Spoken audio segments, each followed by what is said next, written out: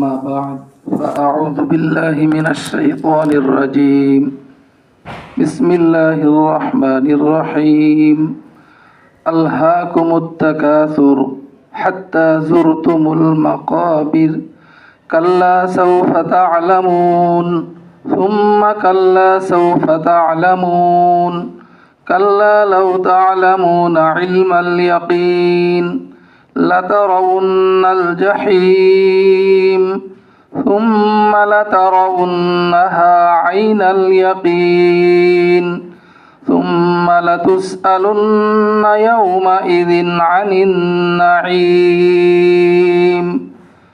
صدق الله العظيم আমরা এই সূরার প্রথম বৈঠকে প্রথম দুই আয়াত সম্পর্কে আমরা জানছিলাম। গত সপ্তাহে যে আমাদের এই সূরা সম্পর্কিত যে মজলিস হয়েছিল, এই সম্পর্কে পরবর্তী আয়াত কয়েকটি সম্পর্কে আলোচনা হয়েছে। আজকে যে শেষের কয়েকটি আয়াত, এ সম্পর্কে ইনশাআল্লাহ আলোচনা আমরা শোনার সুযোগ পাবো ইনশাআল্লাহ। গত সপ্তাহে শেষ হওয়ার কথা ছিল, তো আমরা বলছিলাম যে শেষ আয়াতে একটু সময় হয়তোবা লাগবে, এই জন্য আর করা হয় নাই। এমনিতেই সময় বেশি হয়ে গেছিল। তো প্রথম মজলিসে আমরা দুই আয়াত সম্পর্কে যে জেনেছিলাম, প্রথম দুই আয়াত যে সেটার মধ্যে বলা হয়েছিল যে সম্পদের প্রাচুর্য, আধিক্য, সম্পদের লোভ, এটা মানুষকে উদাসীন করে রাখে, গাফেল করে রাখে কবরে পৌঁছা পর্যন্ত। তো পরবর্তী আয়াতে আল্লাহ পাক সতর্ক করছেন যে আসলে দেখো, সম্পদের প্রাচুর্য এটা কখনো গাফেল হওয়ার, উদাসীন হওয়ার, এর মধ্যে ফখরে লিপ্ত হওয়ার বিষয় না। আর এটা তোমরা জানতে পারবে, কোথায় জানতে পারবে? আল্লাহ পাক তো বলে দিয়েছেন যে উদাসীন করে রাখে কবরে পৌঁছা পর্যন্ত। কবরে যখন পৌঁছবে তখনই জানবে যে এটা আসলে ফখরের বিষয় না। এরপর এইটারে আরো তাকিদ স্বরূপ যে সুম্মা কাল্লা সাউফা তা'লামুন, তোমরা অবশ্যই জানতে পারবে। প্রথমটা হচ্ছে কবরে, আর পরেরটা হচ্ছে হাসরের ময়দানে যখন উঠবে তখন। এর পরবর্তী আয়াতে আবার সেটাকেই আপনার খণ্ডন করা হচ্ছে যে তোমরা যে সম্পদের লোভে পড়ে আছো, সম্পদ, সন্তান সন্ততি নিয়ে বাহাদুরি করছো, এটা আসলে কোশ্চিন কালেও এটা ফখরের বিষয় না। এরপর আল্লাহ পাক বলছেন লাউ তা'লামুনা ইলমাল ইয়াকিন, যদি তারা জানতো, কারা? যারা এই সম্পদের মধ্যে আল্লাহকে ভুলে সম্পদের লোভী হয়, সম্পদের মধ্যে লিপ্ত থাকে, তারা যদি জানতো, লাউ তা'লামুনা ইলমাল ইয়াকিন, নিশ্চিত জ্ঞান দ্বারা। নিশ্চিত জ্ঞান হচ্ছে ওহী লব্ধ যে জ্ঞান, ওহীর মাধ্যমে প্রাপ্ত যে জ্ঞান, কোরআন এবং সুন্নাহ।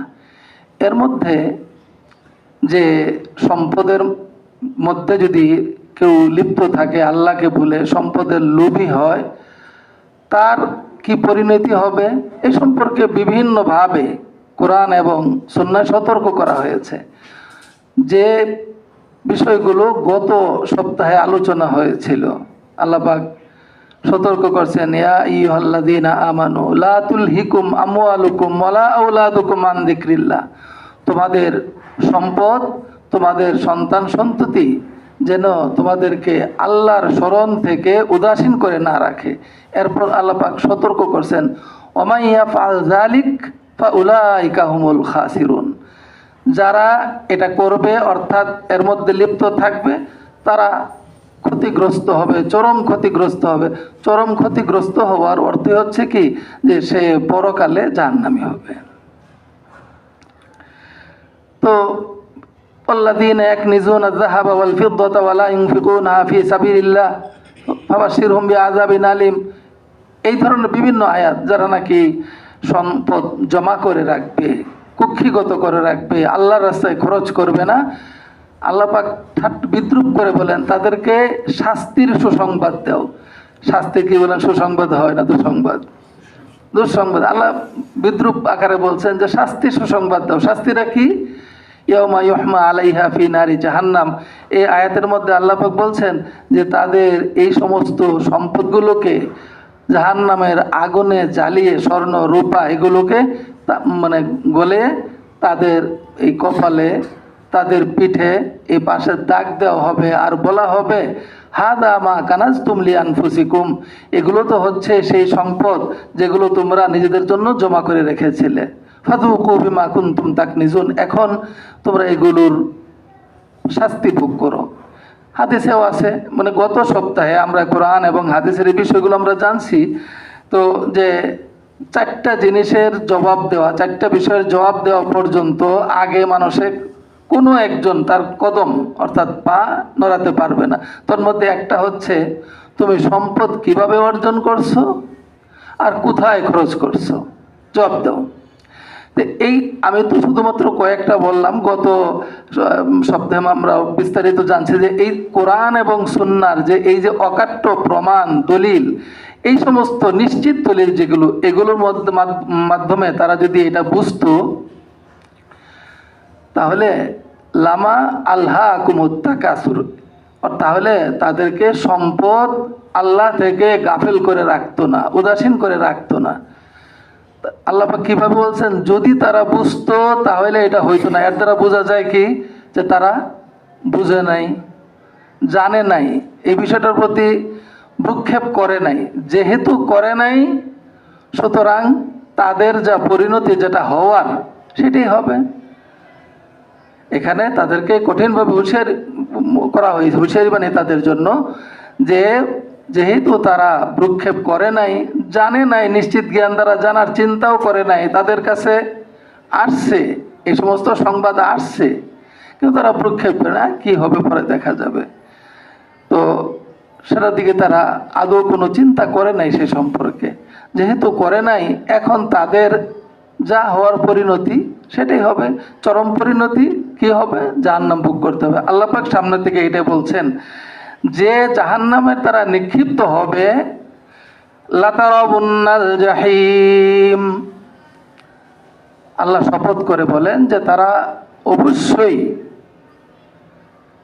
জাহান্নাম প্রত্যক্ষ করবে, জাহান্নাম দেখবে। এরপর ওইটারই তাকিদ স্বরূপ আবার আনা হয়েছে সুম্মা লাতারাউন্নাহা আইনাল ইয়াকিন, তারা জাহান্নামকে দেখবে চাক্ষুষ প্রত্যয়, অর্থাৎ একদম পুরা চোখে সরাসরি দেখবে। তো প্রথমটার পরে দ্বিতীয়টা তাকিদ স্বরূপ। প্রথম দেখবে কোথায়? কবরে। কবরে যাওয়ার পরে মানুষ যখন কবরে যাবে, প্রত্যেককে কিন্তু তার ঠিকানা দেখানো হবে। যে মুমিন হবে তাকেও তার ঠিকানা কোথায় হবে আসলে পরবর্তীতে ওটা দেখানো হবে। আর যে ওইভাবে আল্লাহ পাকের সন্তুষ্টি নিয়ে যেতে পারবে না, যারা কাফের মুশরিক, এবং আমাদের মধ্যেও যারা আল্লাহর সন্তুষ্টি নিয়ে যাইতে পারবে না, তাদেরকে কিন্তু তার ঠিকানাটা কোথায় হবে এটাও দেখানো হবে, কবরে। তো কবরে দেখানো হবে ওই দেখা, আর জাহান্নামকে যখন নাকি আপনার প্রত্যক্ষ করবে, দুইটা তো এক না। তো প্রথমটা হচ্ছে কবরে দেখবে, আর দ্বিতীয়টা হচ্ছে সরাসরি নিজের চোখে। অবুররিজাতিল জাহিম লিল গাওয়িন, পথভ্রষ্টদের জন্য জাহান্নামকে প্রকাশ করে দেওয়া হবে, যাতে করে তার ভীতিটা আগেই আপনার তার মনের মধ্যে মানে হয়, সঞ্চারিত হয়। দেখেন জাহান্নাম কোরআনের এক আয়াতে আছে, ইযা রাআতহুম মিন মাকানিন বাঈদিন সামিউ লাহা তাগাইয়ুযান ওয়া জাফীরা। জাহান্নাম যখন জাহান্নামীদেরকে দেখবে, আল্লাহ পাক বলছেন যে মিন মাকানিন বাঈদ, দূরের জায়গা থেকে। মুফাসসিরিনে কেরাম লেখছেন যে দূরের জায়গা হচ্ছে 500 বছরের রাস্তা। ওইখান থেকে দেখে এসে গর্জন, চিৎকার শুরু করবে জাহান্নাম। তো ওই সময় দেখে দেখে জাহান্নামের দোয়াটা তো কিছু দেখতে পারবে, ওই দেখাও দেখা না। কিন্তু জাহান্নামকে তারা সরাসরি, যারা জাহান্নামে নিক্ষিপ্ত হবে, সরাসরি তারা প্রত্যক্ষ করবে। এটা দ্বারা আরো তাদের মানে প্রবেশ করার আগেই তাদের অন্তরে আরো ভীতির সঞ্চার হয়ে যাবে, এর মধ্যে আমাদের নিক্ষিপ্ত হইতে হবে। তো আল্লাহ পাক সেটাই কথাটা এখানে বলছেন যে যারা আল্লাহকে ভুলে সম্পদের মধ্যে প্রাচুর্যের মধ্যে যারা লিপ্ত থাকে, তো তাদের চরম পরিণতি হবে এই, এবং সেই জাহান্নামে নিক্ষিপ্ত হওয়ার আগেই তারা সেই জাহান্নামকে তারা দেখবে। তাতে করে সেই শাস্তি যেটা হবে, সেই শাস্তির আগেই আরেক শাস্তি দেখে ভয়ে যে এর কিছুক্ষণ পরেই তো আমার ওখানে নিক্ষিপ্ত হইতে কি অবস্থা হবে, এই জন্য দেখানো হবে তাদেরকে। সর্বশেষ আয়াত যেটা সুম্মা লাতুসআলুন্না ইয়াউমাইযিন আনিন নাঈম, এই যে নিয়ামত আল্লাহ রাব্বুল আলামিন দুনিয়াতে দিয়েছিলেন, শুধু সম্পদই না, সব সম্পর্কে তাদেরকে অবশ্যই এখানেও শপথ করে বলা যে আল্লাহর কসম, তাদেরকে সেদিন সব নিয়ামত সম্পর্কে জিজ্ঞাসা করা হবে। আচ্ছা, আমরা আল্লাহ পাকের যে নিয়ামত ভোগ করি এটার আনুমানিক সংখ্যা কেমন হইতে পারে? হ্যাঁ, আল্লাহ পাক কোরআনে সংখ্যা বলে দিয়েছেন, ওয়া ইন তাউদ্দু নি'মাতাল্লাহি লা তুহসুহা, তোমরা তোমাদের প্রতি আল্লাহর নিয়ামত কত এটা যদি গণনা করতে চাও তাহলে গণনা করে শেষ করতে পারবে না। এইটাই সংখ্যা। যতই চেষ্টা করুক, যতভাবেই করুক না কেন, শেষ করতে পারবে না। কিন্তু দুঃখের বিষয় হচ্ছে যে অনেক নিয়ামত আল্লাহ পাকের আছে যেগুলোকে আমরা নিয়ামতই মনে করি না। আমাদের অনেকের দেখা যায় আর্থিক অনটন থাকে, আল্লাহ পাকের প্রতি অসন্তুষ্ট হয়ে যায় যে আমার ভাই এত সম্পদশালী, একই মায়ের সন্তান, হ্যাঁ, তো আমরা 8 ভাই 10 ভাই 5 ভাই 4 ভাই সবাই ভালো, আমার প্রতি আল্লাহর কি এরকম একটা মনের মধ্যে শয়তানে ওয়াসওয়াসা জাগায়।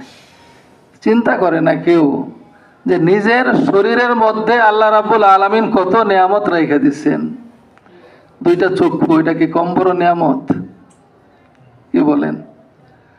2টা চক্ষু, কানের যে কান, এর মধ্যে শ্রবণ শক্তি দিচ্ছেন, নাক ঘ্রাণ গ্রহণের শক্তি দিচ্ছেন, জিহ্বা স্বাদের জন্য। দেখেন কারোর জিহ্বা যদি না থাকে, দুনিয়া থাকা না থাকে তার জন্য বরাবর। যদি আপনার সেই পাইপ দিয়ে খাবার ভিতরে ঢুকাই দেয়, এই বাঁচা না বাঁচা এক কথা।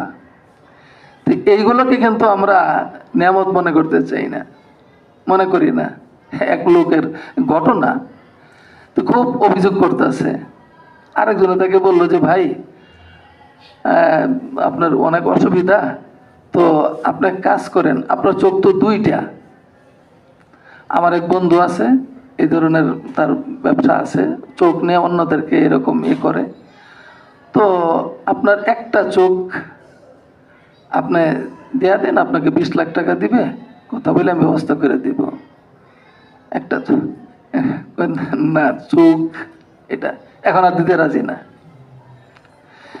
আচ্ছা ঠিক আছে, চোখ তো খুব জরুরি, আপনার হাত তো 2টা, তো একটা হাত, বাম হাতটাই, মানে এরকম এক এক অঙ্গ প্রত্যঙ্গের কথা বলছে, কোনোটাই দিতে রাজি না।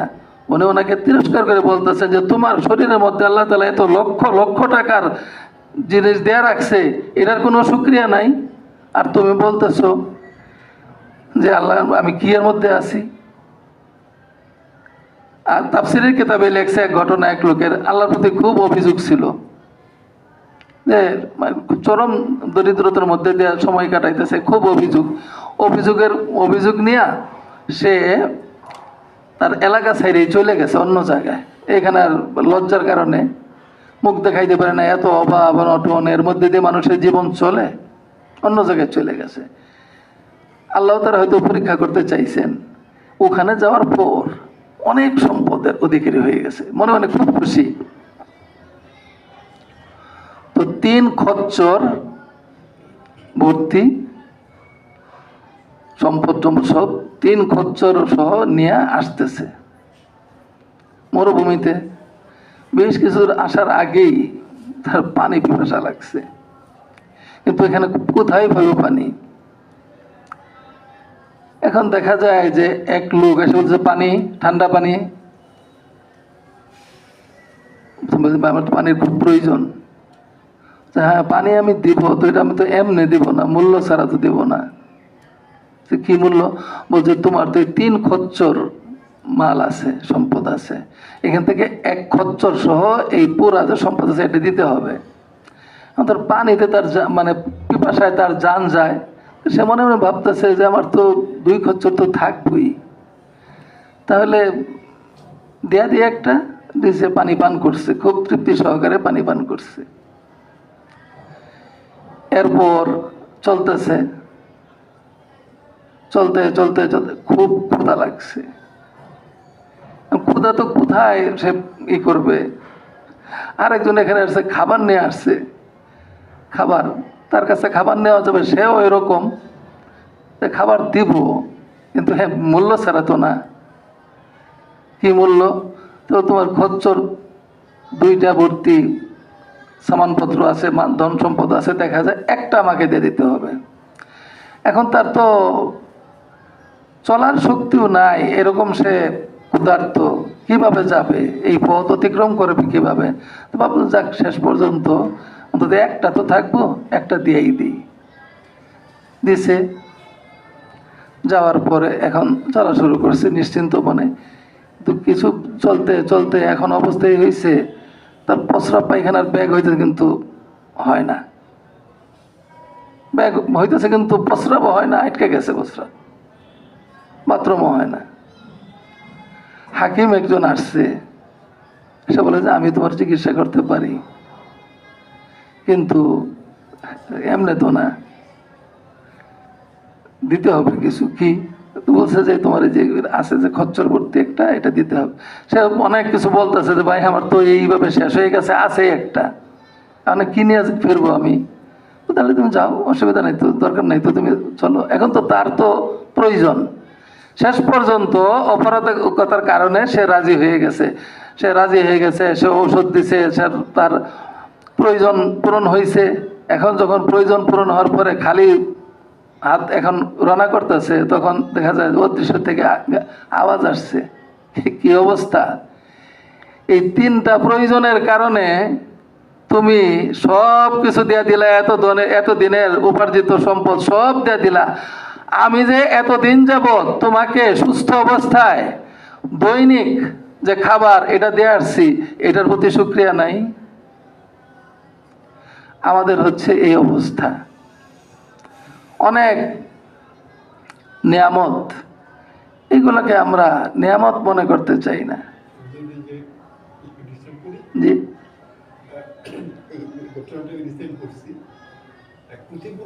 হসপিটালে, তো হসপিটালে সে 3 দিন ছিল, অক্সিজেন দিয়া।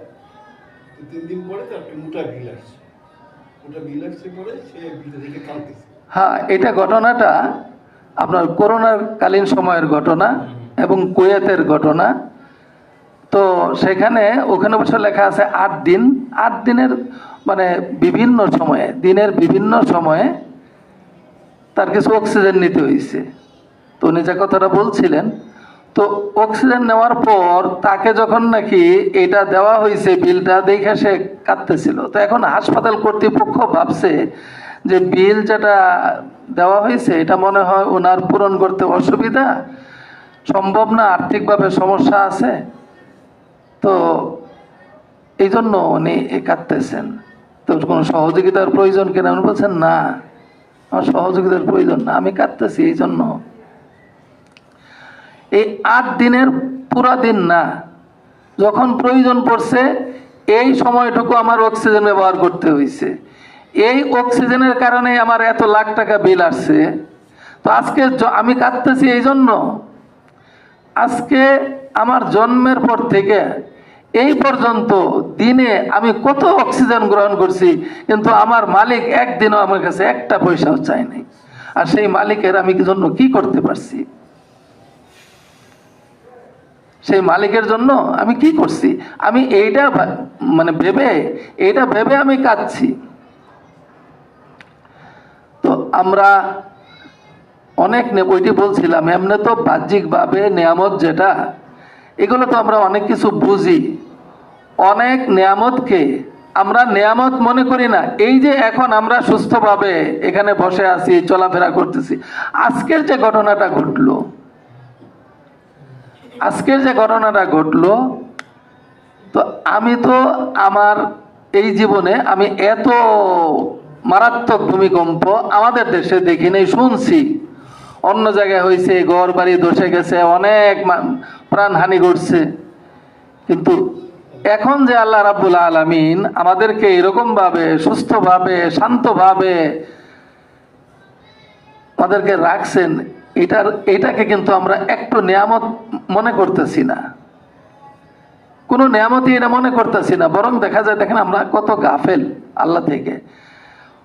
ভূমিকম্প যখন হচ্ছিল, মানুষ সবাই দৌড়ে নিচে চলে গেছে।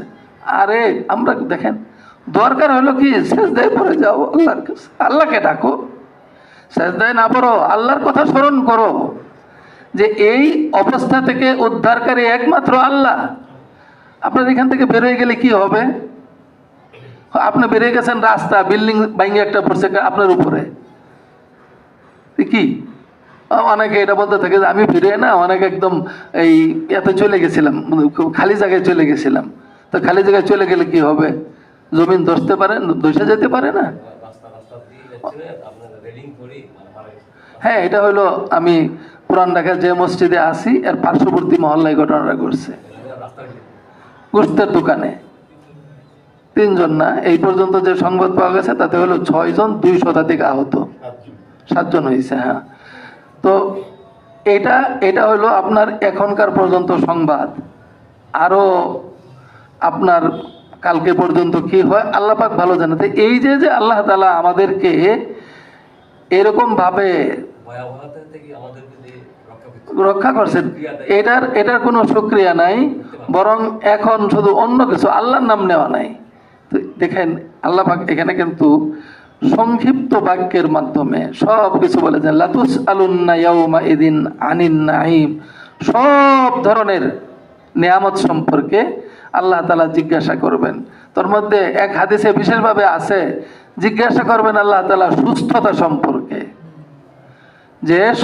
সম্পর্কে, যে তুমি সুস্থ রাখছিলাম তোমাকে, কি কাজ করছো, আমার কি শুকরিয়া আদায় করছো।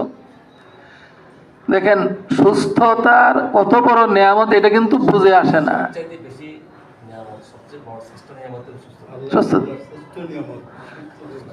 আজকে মনে করেন পঙ্গু হাসপাতালে যারা কয়েক মাসের পর মাস পরে আছে, অনেক সময় দেখা যায় যে আপনার হাত পা, দিল্লির এরকম এক পঙ্গুদের হাসপাতাল আছে, ওখানে গেছিলাম, আমি ওয়াক হয়ে গেছি। অনেক মানুষ এরকম আপনার 4 হাত পা 4 দিকে টানাই দেওয়া, নড়াচড়া করার কোনো শক্তি তার নাই।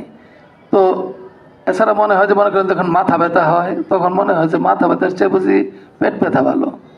পেট ব্যথা যখন হয়, এর চেয়ে শরীর অন্য জায়গায় ব্যথা হইলে ওইটাও মনে হয় ভালো ছিল।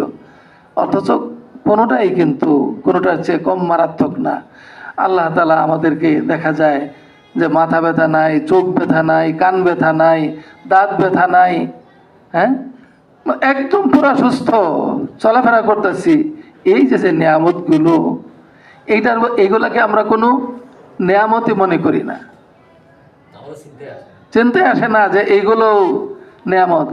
আরে আল্লাহ তাআলা এই যে আপনার মজলিসে বসার যে তৌফিক দিয়েছেন, কোরআনের মজলিসে, এটা কি কম বড় নিয়ামত?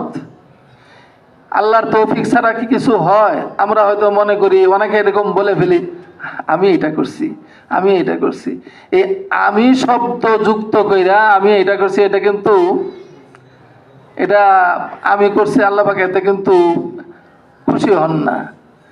সাথে সাথে আল্লাহর রহমতে আমি এটা করছি, আল্লাহ পাক আমাকে ব্যবহার করে করাইছেন।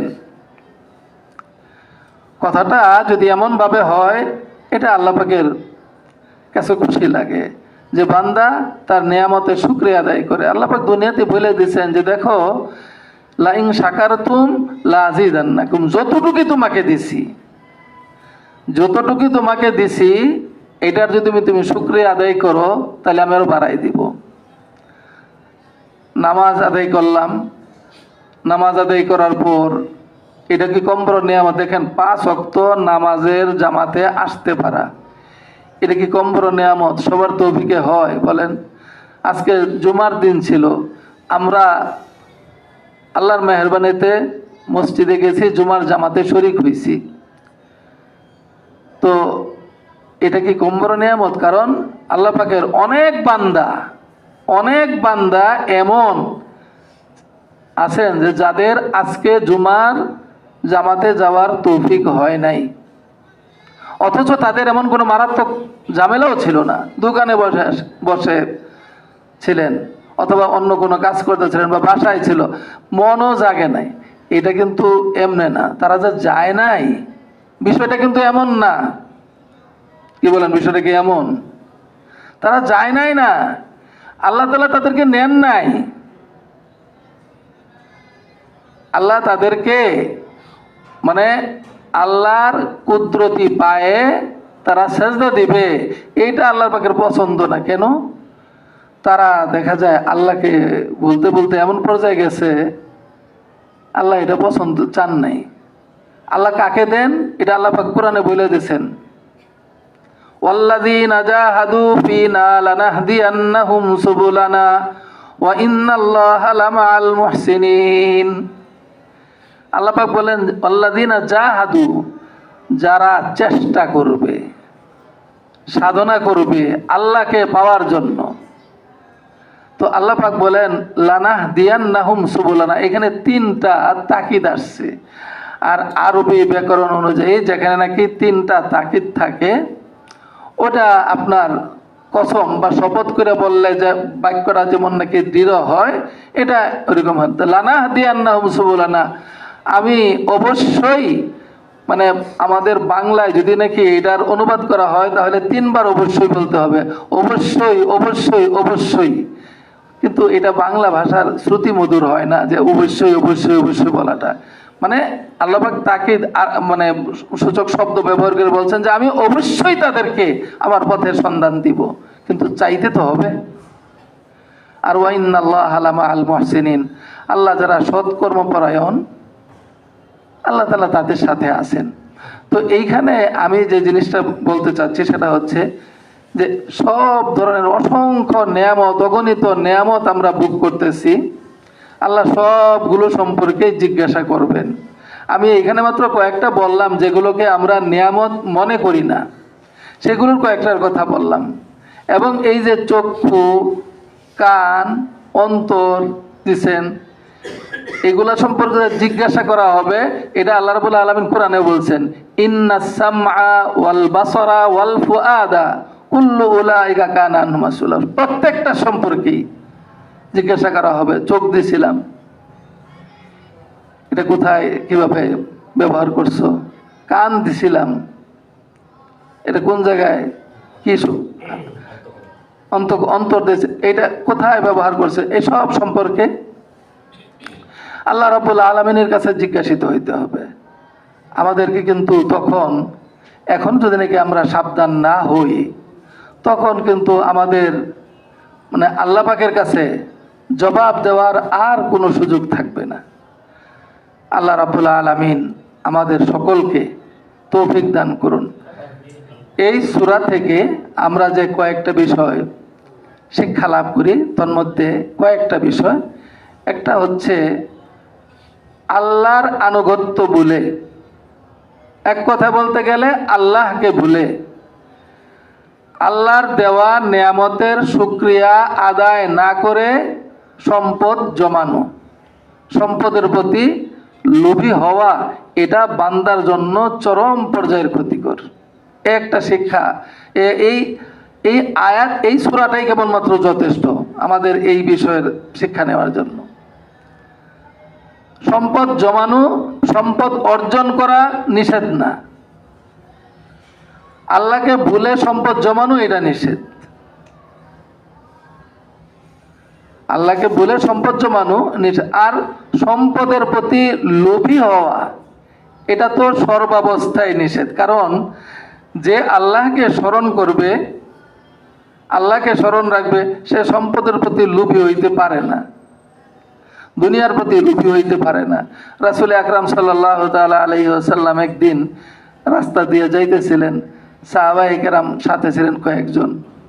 তো একটা ময়লার স্তূপ, ওখানে উনি দাঁড়িয়ে সাহাবায়ে কেরামকে ডাকলেন, এই তোমরা কি দুনিয়া দেখবা, দুনিয়া কি জিনিস দেখবা? বলছি ইয়া রাসূলুল্লাহ জি। বলছে এইটার দিকে তাকাও, ময়লার স্তূপটার দিকে তাকাও, এখানে দেখো ময়লাগুলো আছে। কালকে এটা বাজারের সেরা ফল ছিল, সেরা মাছ ছিল, গোস্তের দোকানের একদম খুব প্রথম সারির গোস্ত ছিল, আজকে দেখা যাচ্ছে সেই মল আকারে ওখানে দেখা যাচ্ছে।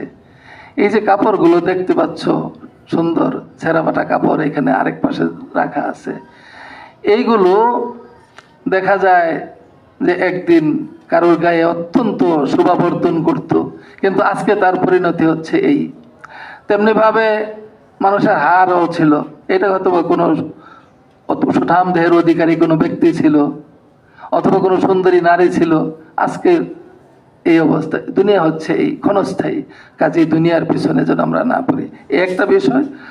আর এখানে মাঝের কয়েকটি আয়াত দ্বারা কবর, মানে কবরের শাস্তি, এবং আমাদের যে পরকাল, আমাদের পরকালের মুখোমুখি হইতে হবে, সেখানে জাহান্নামের শাস্তি ভোগ করতে হবে অপরাধীদের, এই বিষয়টাও এই সূরা থেকে আমরা জানতে পারি। এবং সর্বশেষ যেটা, যে আমরা আল্লাহ পাকের যে নেয়ামত ভোগ করছি, প্রত্যেকটা নেয়ামত সম্পর্কে প্রত্যেককেই জিজ্ঞাসা করা হবে।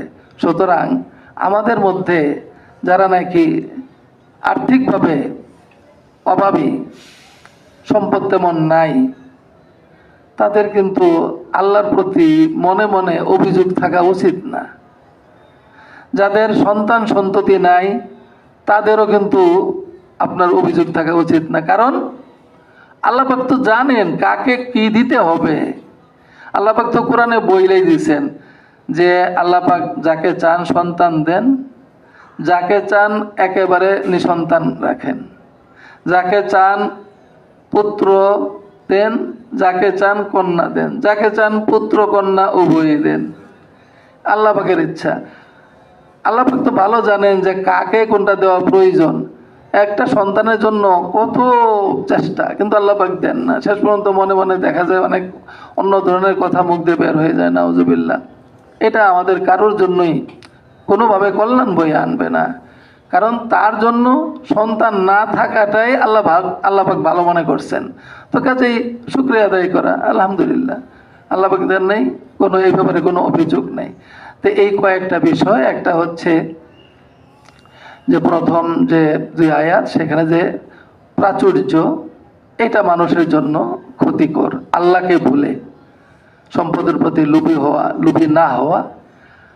আর পরকাল, অবশ্যই আমাদের পরকালের মুখে হইতে হবে, হাসরের ময়দানে উঠতে হবে, এবং সেখানে অপরাধীদের জন্য আল্লাহ রাব্বুল আলামিন যে ব্যবস্থা রাখছেন, শাস্তির ব্যবস্থা, শাস্তির স্থান জাহান্নাম, এটার সম্মুখীন তারা হবে।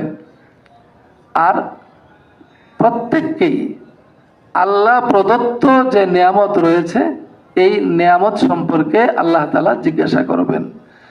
আল্লাহ তাআলা আমাদের সকলকে এই সূরা থেকে পরিপূর্ণরূপে শিক্ষা নিয়ে আমাদের জীবনে বাস্তবায়ন করার তৌফিক দান করুন।